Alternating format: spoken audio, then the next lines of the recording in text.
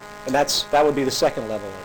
As far as your second question, why would a scientist be a musician? And I'm not quite sure if I understand you, but interests of people will be just that, the interests of people.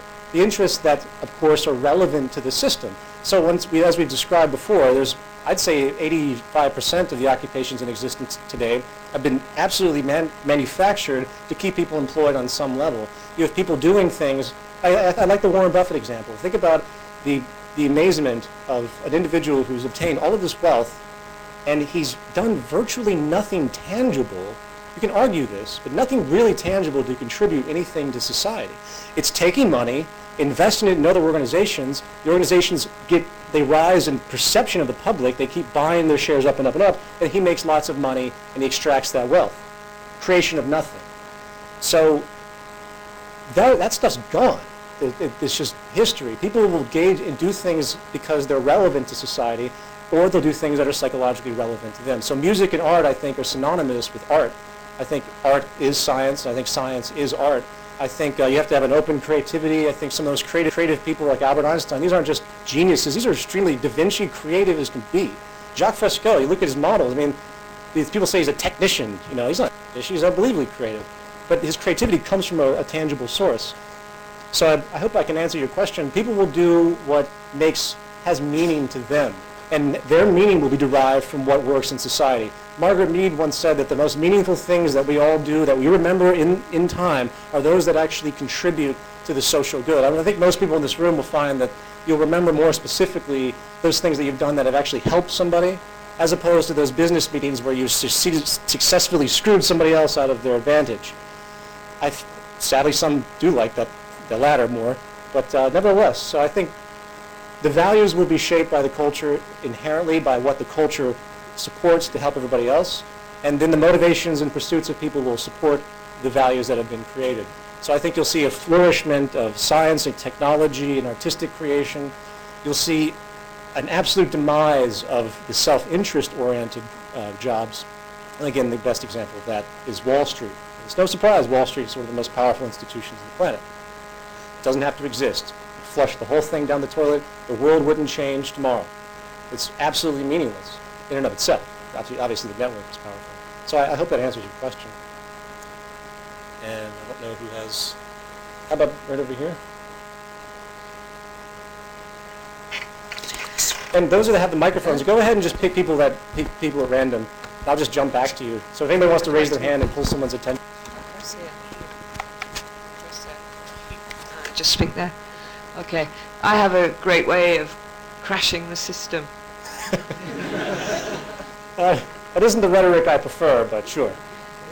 We have a global stop paying your bills, mortgages and everything day globally. Oh, I know. And then we bring in a new currency called respect. Yes. That you can earn Social respect, currency. give respect, pay respect, Absolutely. That's learn good. respect, Right. have respect. And you don't need the material of any form of paper or, yes, I know. No, I think in the future, those types of, again, the most powerful thing you can do to stop the system is to stop the values.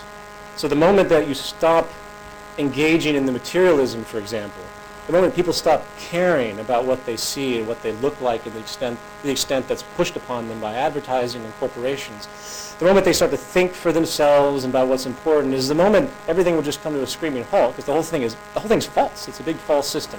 And if 51% of Americans stopped income tax, the U.S. government wouldn't be able to do anything.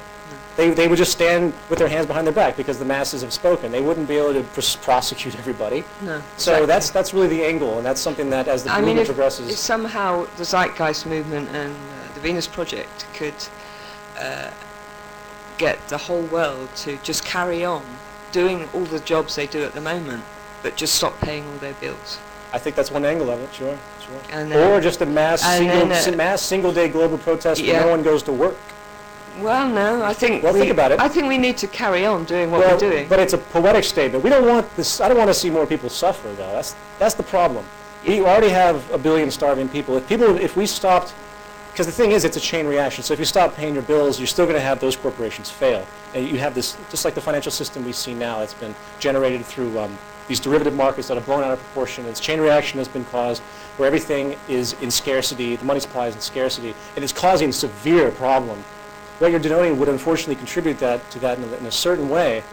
Granted, it's a little bit looser than that, but I don't like to think about it that way. But if you did it poetically, you had one day where everyone stopped and the governments of the world said, holy shit, you know, that's really what I think the direction needs to happen, to show the masses to wake up and understand the direction, and that's what the movement is attempting to do. And we'll see what happens. Okay. Okay, well, coming back to what the lady said, how do you want to actually make the people wanting to abandon paying their bills, for example, unless you actually make them aware that, okay, well, you are afraid as an individual to stop paying your mortgage, to stop paying your bills. That means that you have to kind of show them that maybe there will not be this fear if you show it on a global scale. For example, how would you approach people? I mean, I don't know if they would be leaning towards the movement, but for example, Oprah, Bill Clinton, or Bill Gates, because I mean, these people, they have quite a lot of money, but they look like they want to actually contribute to the society. They look like it. Yeah. So, I mean, was there any attempt to communicate with them regarding kind of information, maybe even to get somehow to, for example, people like Robert Murdoch who actually do control all the media, to actually show the people what's possible? Well, showing the people what's possible, I think, is going to happen under the surface. I've had numerous people attempt to put Zeitgeist addendum on television networks, and those networks reviewing the tape refuse to air it. And I think Zeitgeist addendum is fairly unoffensive. I don't find it to be, it's not like some of the things touched upon in the first film, which make people feel estranged. So there's something else going on. If you don't support the establishment, what you're talking about are personalities that have succeeded in this establishment. So you have to ask yourself, are they going to be willing to give up the establishment that created their well-being? Under the guise, well, not under the guise, let me step back. The only way you can convince these people to do it is if they had a massive emotional shift.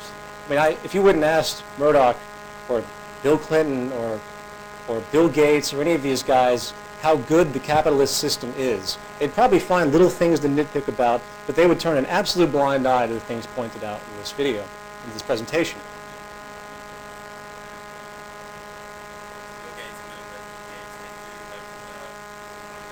They have foundation. Well then it's all open. I have people emailing anybody and everybody, sending discs and videos to anybody and everybody. I would love to get in the hands of everybody just to make them aware of it. If I would be not only profoundly impressed, but also amazed if, say Bill Gates decided to take, you know, maybe $20 billion and do something important with it, like setting up a research foundation for this type of direction. He could do it like that. Would he do it? Why is it that someone like Bill Gates only gives about $800,000 to little organizations? He'll give about maybe 20 or 30 packets of that, which, if in respect to his net worth, is nothing. I've seen homeless people on the streets of New York in the subways. I saw one homeless guy take out a quarter out of his cup, which I knew because I just put the quarter in it. It was half of his entire wealth, and give it to another homeless person walking by. There's a sickness that's been created by those who generate massive amounts of wealth. So that's what you have to deal with. So I can't answer your question per se. I encourage anyone and everyone to talk about the direction from different angles, but no one can hear you without the microphone, but go ahead real fast. I'll repeat it. Yes? I don't know. I sent a quick response back. He asked about the email and the presentation. He was just a small-time teacher in a local college. So I have no idea. I mean, I get so many emails, as you can imagine, so I don't know where he is today, unfortunately. But next question.